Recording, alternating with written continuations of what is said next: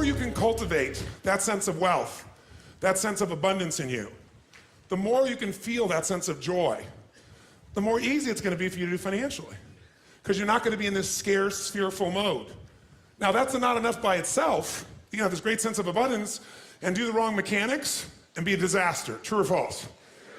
But if I had have an area to get you started with, you want to have the emotion and psychological strength, because that's going to carry you through when the mechanics are boring or frustrating, or when things aren't working out. Your emotion, your psychology is what will carry you. It'll get you to keep doing it. Everyone knows, if you've done any studies, Dr. Seligman is very famous for doing studies on optimism. And in those studies, you know what he found out? People that are pessimists are much more realistic. They're much more accurate.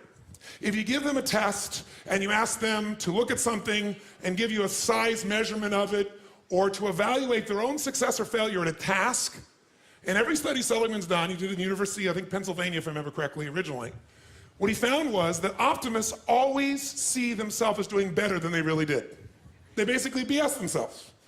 What happens to pessimists, they're 10 times more accurate. But here's what he found out. What he found out is because the people who are accurate never push themselves because they know it's never going to work anyway. Whereas the optimist sees it better than it is, so they keep doing it. Because they have the illusion they did well, I'll do even better next time. And because of that optimism, they did it more often, and so optimists succeed at a 4 to 5-fold, depending upon the task, result ultimately beyond anything that a pessimist will do, and they're not as accurate. All that's a big way of saying is, if you can develop a psychology of resilience in yourself, you don't have to be optimistic or fake, you can be real. The realness is, whatever shows up, you are larger than anything that can happen to you. You are larger than any financial challenge you could ever face. Initially, we'll say, well, look at their houses, look at their homes, and they don't really have electricity, they don't have this, but they don't feel poor. It's your identity. The way you define the wealth determines whether you're wealthy or not. So are there enough things for you, knowing that 2/3 of the planet lives on $2 a day, that you could get yourself to really feel grateful, yes or no? Yes. How much of your life do you get benefits from today that you never had to create? Think about it. Like I said, the roads you ride on, the library, the books you didn't have to write, right? The internet that you can access in seconds and get answers to just about anything. The people in your life that you didn't have to raise, but are there for you. Think about all the different aspects of your life. If you want to be wealthy, all you have to do is associate. So before we do the financial part, because financial independence is different than wealth. Wealth is that state of mind. Financial independence is being in that position where you don't ever have to work again. That if you work, you do it because you really want to. Now, I'll give you a clue. If you get financially independent and you don't work, you'll be miserable. I can't tell you how many friends I had that sold their company, made $50 million. One man made almost $1 billion and was really excited for a while.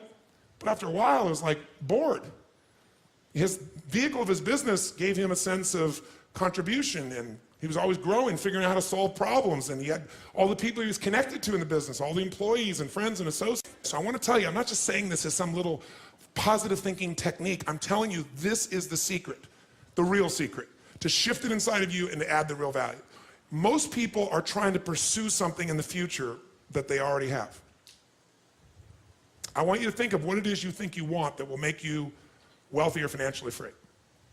By defining the game in a winnable way, a certain amount of money that we meet, and that covers what we're going to call financial security, which might be your housing, your cars, your food, and basic entertainment. How many would feel rich if you didn't have to work, if your investments alone, the income from your investments, the income, covered those 4 items, your housing for the rest of your life, your food, right, your travel, and some entertainment?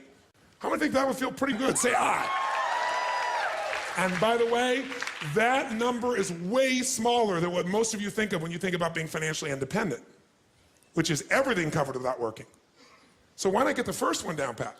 And you're going to know exactly what that number is for you and what it's going to take for that number where you don't have to work to meet it. Then we can look at financial independence, where you don't have to work and everything is covered. Then we go to financial freedom. You don't have to work and everything you can think of is covered.